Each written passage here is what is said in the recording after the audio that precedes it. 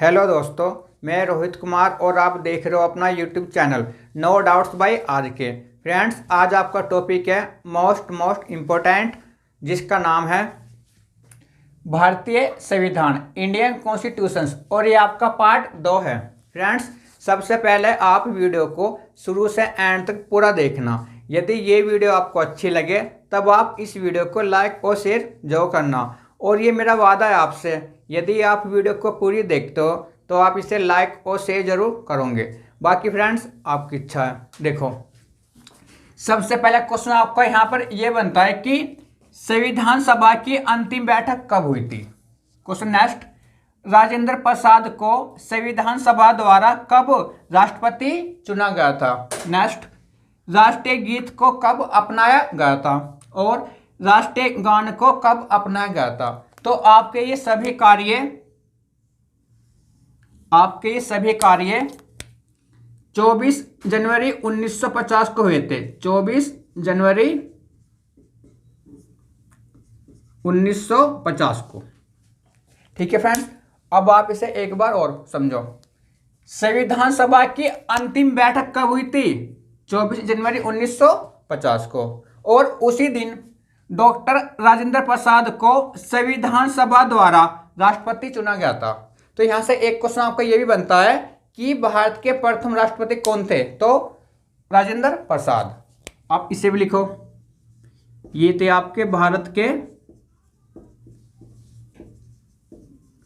प्रथम राष्ट्रपति। Question next आपका, राष्ट्रीय गीत को कब अपनाया गया था? तो 24 जनवरी 1950 को। तो यहां से आपका एक क्वेश्चन ये बनता है सबसे पहला कि राष्ट्रीय गीत क्या है। ठीक है, तो ये आपका है वंदे मातरम। वंदे मातरम। और यहां से भी आपका एक क्वेश्चन बनता है कि जो आपका राष्ट्रीय गीत है वंदे मातरम, इसके वे कौन आपके लेखक। कहीं तो ये आपको मिलता है लेखक और कहीं ये आपको मिलता है रचयिता, या तो लेखक या रचयिता। तो कोई सा भी एक आपको वहां पर वर्ड मिल जाएगा। तो ये आपके बंकिम चंद्र चटर्जी, या इन्हीं का नाम है बंकिम चंद्र चट्टोपाध्याय। चट्टोपाध्याय। ठीक है फ्रेंड्स, देखो राष्ट्रीय गीत क्या आपका? तो वंदे मातरम। ठीक है, और जिसको बंकिम चंद्र चटर्जी या बंकिम चंद्र चट्टोपाध्याय ने लिखा था। नेक्स्ट आपका, राष्ट्रीय गान को कब अपनाया गया था? तो 24 जनवरी 1950 को। तो एक क्वेश्चन आपको ये बनता है यहां से कि हमारा राष्ट्रीय गान क्या आपका? तो ये आपका है जन गण मन। जन गण मन। ठीक है फ्रेंड्स, और यहां से भी एक क्वेश्चन ये बनता है कि इसके वे कौन आपके लेखक। तो ये आपके रविंद्रनाथ टैगोर। रविंद्रनाथ टैगोर। ठीक है, देखो हमारा राष्ट्रीय गान क्या आपका? तो जन गण मन। और उसको किसने लिखा था?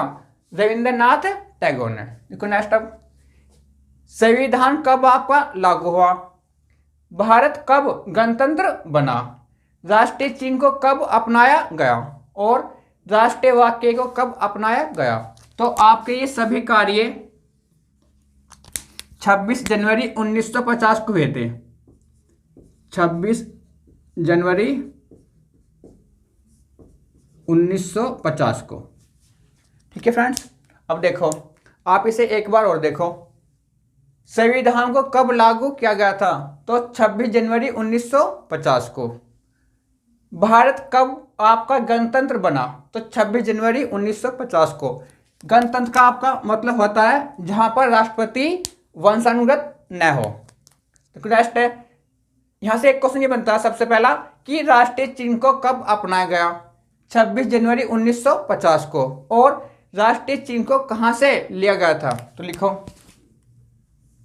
राष्ट्रीय चिन्ह को उत्तर प्रदेश के वाराणसी के सारनाथ में स्थित अशोक स्तंभ से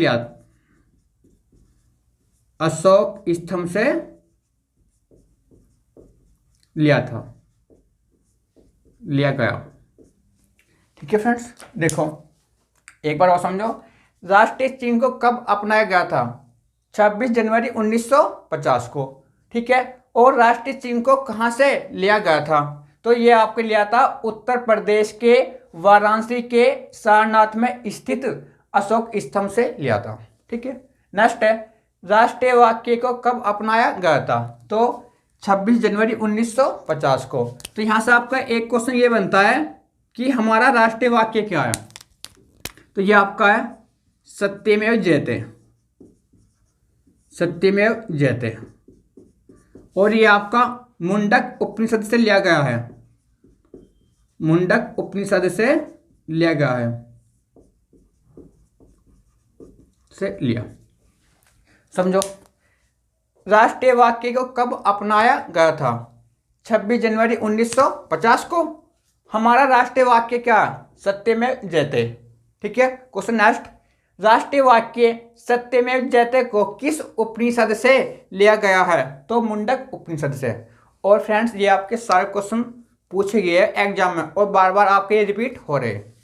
देखो नेक्स्ट, आपका मूल संविधान में कितने अनुच्छेद थे, कितनी अनुसूचियां थी, कितने आपके भाग थे? ठीक है, देखो मूल संविधान में 395 अनुच्छेद, 8 अनुसूची, 22 भाग और 14 राज्य और 6 केंद्र शासित प्रदेश थे। ठीक है, देखो ये तो थे आपके मूल संविधान में। अगर बात करें वर्तमान की वर्तमान में, ठीक है, तो वर्तमान में आपकी 12 अनुसूचियां हैं और जो ये आपके भाग है, ये आपका इंपॉर्टेंट है, जो ये आपके भाग है टोटल तो ये आपके 25 है। ठीक है, अगर 25 ऑप्शन में नहीं मिलता है तो फिर वहां आपको मिलता है 25 या 22।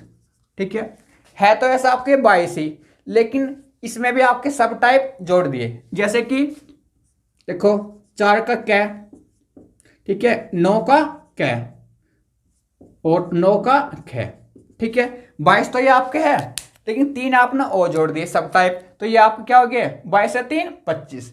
अगर आपको वहां ऑप्शन 25 मिलता है तो ठीक है, नहीं तो वहां आपको ऑप्शन मिलता है 22।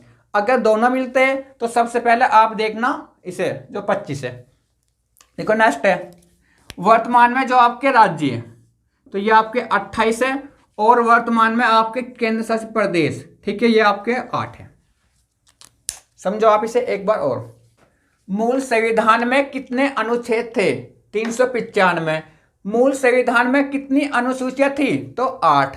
अगर पूछे कि वर्तमान में अनुसूची तो ये आपके 12। मूल संविधान में आपके भाग 22। अगर अब पूछे तो 25 या 22, जो भी आपको ऑप्शन में मिलता है। अगर दोनों मिलते हैं तो आप देखना 25। मूल संविधान में राज्य 14। अगर अब पूछे वर्तमान में तो 28। मूल संविधान में केंद्र शासित प्रदेश 6 और अगर आपसे पूछे अब वर्तमान में तो 8। देखो नेक्स्ट है, पाकिस्तान के लिए पृथक संविधान सभा कब गठित की गई थी? तो ये आपकी हुई थी 26 जुलाई 1947 को। 26 जुलाई 1947 को। देखो पाकिस्तान के लिए पृथक संविधान सभा कब गठित की गई थी? तो 26 जुलाई 1947 को। और ये क्वेश्चन अभी आपको पूछा हाल ही फिलहाल में। देखो नेक्स्ट है, स्वतंत्रता के बाद देश में कुल कितनी रियासतें बची थी? तो ये थी आपकी 542। ये थी आपकी 542। देखो स्वतंत्रता या आजादी के बाद देश में कुल कितनी रियासतें थी? तो 542। नेक्स्ट है, संविधान सभा में किस रियासतों के प्रतिनिधियों ने भाग नहीं लिया था? तो ये था आपके हैदराबाद के।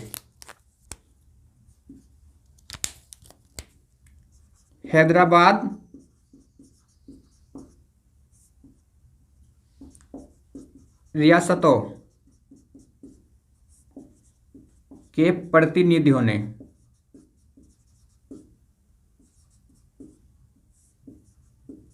ठीक है भाग नहीं लिया था। तो क्वेश्चन आपको ये आता है कि संविधान सभा में किस रियासतों के प्रतिनिधियों ने भाग नहीं लिया था। तो ये था आपके हैदराबाद के। नेक्स्ट आपका विश्व का प्रथम लिखित संविधान किस देश का है, या सबसे पहला लिखित संविधान किस देश ने दिया। तो ये आपका अमेरिका। विश्व का सबसे छोटा लिखित संविधान किस देश का है। तो ये भी आपका अमेरिका। ठीक है, तो वहां आपको मिलता है ऑप्शन में यूएसए, यूएसए या अमेरिका। ठीक है, देखो विश्व का प्रथम लिखित संविधान किस देश का है, यूएसए का। या किसी देश ने सबसे पहला लिखित संविधान दिया। तो यह आपका यूएसए। या विश्व का सबसे छोटा लिखित संविधान किस देश का, तो भी आपका है यूएसए। देखो यहां से एक क्वेश्चन बनता है सबसे पहला कि यूएसए की राजधानी क्या आपका, यूएसए की राजधानी। तो ये आपका है वाशिंगटन डीसी, वाशिंगटन डीसी। ठीक है, और यहां से भी एक क्वेश्चन पूछा था कि वाशिंगटन डीसी में डीसी की फुल फॉर्म क्या, डीसी की फुल फॉर्म। तो आप इसे यहां लिख लो, डीसी की फुल फॉर्म ये आपकी होती है district of Columbia, district of Columbia. ठीक है, फिर यहां से एक क्वेश्चन ये बनता है कि यूएसए, यूएसए की फुल फॉर्म क्या, लिखो। तो ये आपका United state of America, United state of America. और इसको आप हिंदी में बोलते हो संयुक्त राज्य अमेरिका। यहां से आपका एक क्वेश्चन और बनता है जो आपका इंपॉर्टेंट है कि यूएसए की मुद्रा क्या आपकी, यूएसए की मुद्रा, मुद्रा। तो ये आपकी है डॉलर, तो ये आपकी है डॉलर, यूएसए की मुद्रा ये आपकी है डॉलर। और एक क्वेश्चन और बनता है जो इंपॉर्टेंट है कि यूएसए की संसद का क्या नाम है, यूएसए की संसद, इसका नाम है कांग्रेस, इसका नाम है कांग्रेस। और ये सभी क्वेश्चन आपके पूछे गए, मोस्ट इंपॉर्टेंट है। देखो नेक्स्ट आपका विश्व का सबसे बड़ा लिखित संविधान किस देश का है। या फिर एक बार क्वेश्चन आपको ये पूछा था कि विश्व का सबसे बड़ा संविधान किस देश का है, या विश्व का सबसे विस्तृत संविधान किस देश का। बात एक ही है, क्वेश्चन आपको कैसे भी आ जाएगा। ठीक है, तो ये आपका है इंडिया या भारत, ये आपका है इंडिया या भारत। ठीक है, समझो आप इसे एक बार और। विश्व का सबसे बड़ा लिखित संविधान किस देश का, तो भारत। या विश्व का सबसे बड़ा संविधान किस देश का, तो भी भारत। या विश्व का सबसे विस्तृत संविधान किस देश का, तो भी आपका है भारत। देखो नेक्स्ट यहां से एक क्वेश्चन और बनता है कि भारत की राजधानी क्या आपका, भारत की राजधानी। तो ये आपका है नई दिल्ली, ये आपका है नई दिल्ली। और दिल्ली से आपका एक क्वेश्चन बनता है, दिल्ली या नई दिल्ली किस नदी के तट पर स्थित है। तो ये आपका है, सब यही लिख लो, ये आपका यमुना नदी, ये आपका है यमुना नदी के तट पर।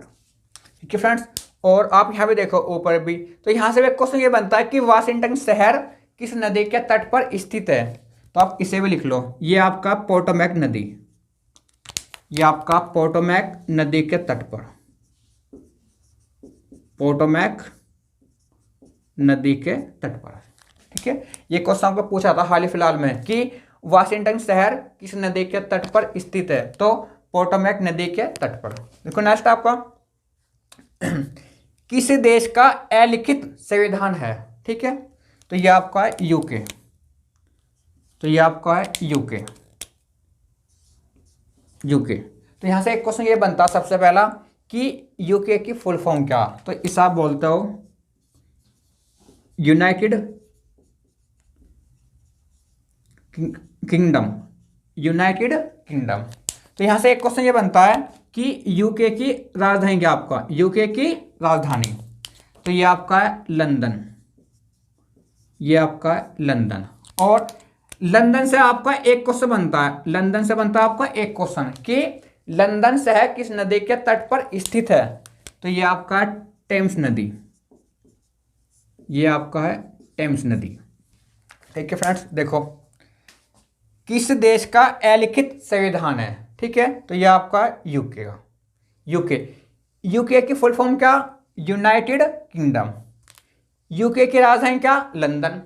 लंदन शहर किस नदी के तट पर स्थित है, तो टेम्स नदी। क्वेश्चन नेक्स्ट आपका, संविधान को पवित्र दस्तावेज किसने कहा। तो ये आपके भीमराव अंबेडकर, तो ये आपके भीमराव अंबेडकर, भीमराव अंबेडकर। और यहां से भी आपके 2-3 क्वेश्चन बनते हैं जो इंपॉर्टेंट है। तो सबसे पहला क्वेश्चन आपको यहां से ये बनता है कि प्रारूप समिति के अध्यक्ष कौन थे। तो भीमराव अंबेडकर, लिखो आप इन्हें, ये थे आपके प्रारूप समिति के अध्यक्ष।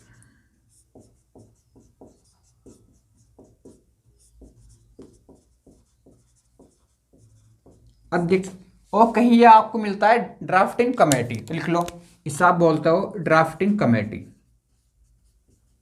Drafting committee. ठीक है, जो ये आपकी है प्रारूप समिति। देखो नेक्स्ट, यहां से एक क्वेश्चन ये बनता है कि भारत के प्रथम विधि मंत्री कौन थे, विधि मंत्री या कानून मंत्री। तो ये थे आपके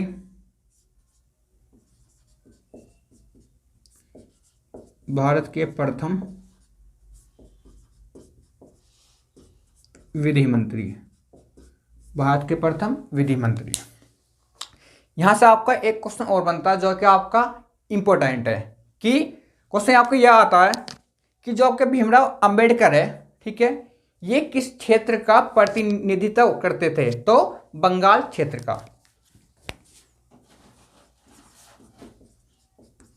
बंगाल क्षेत्र का प्रतिनिधित्व करते थे। ठीक है, और इनसे संबंधित एक क्वेश्चन और बनता जो अभी आपका पूछा था हाल ही फिलहाल में कि भारतीय संविधान के पिता के रूप में किन्हें जाना जाता है। तो भीमराव अंबेडकर, या भारतीय संविधान का पिता किसे कहा जाता है। तो भीमराव अंबेडकर। तो आप इसे भी लिखो,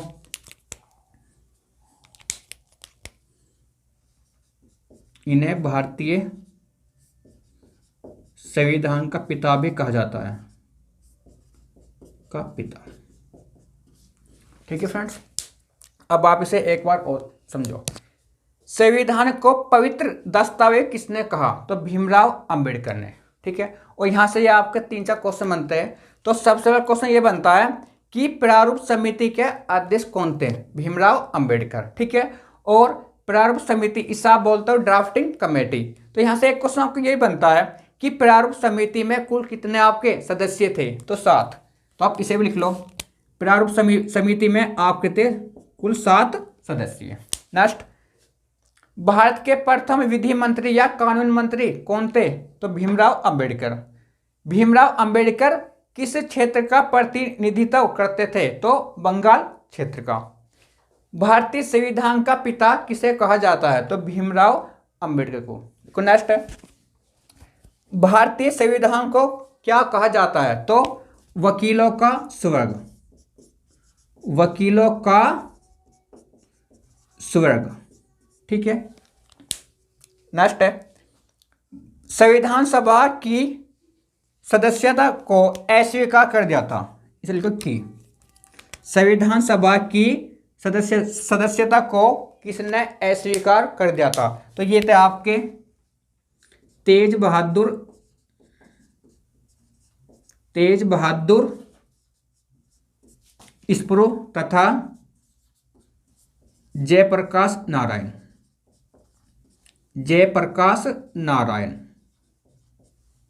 तो क्वेश्चन आपको यहां से ये बनता है कि संविधान सभा की सदस्यता को किसने अस्वीकार कर दिया था। तो ये थे आपके तेज बहादुर स्प्रू तथा जयप्रकाश नारायण। नेक्स्ट है, और ये भी क्वेश्चन अभी पूछा आपका हाल ही फिलहाल में कि संविधान को अपने हाथों से किसने लिखा था? तो ये थे आपके प्रेम बिहारी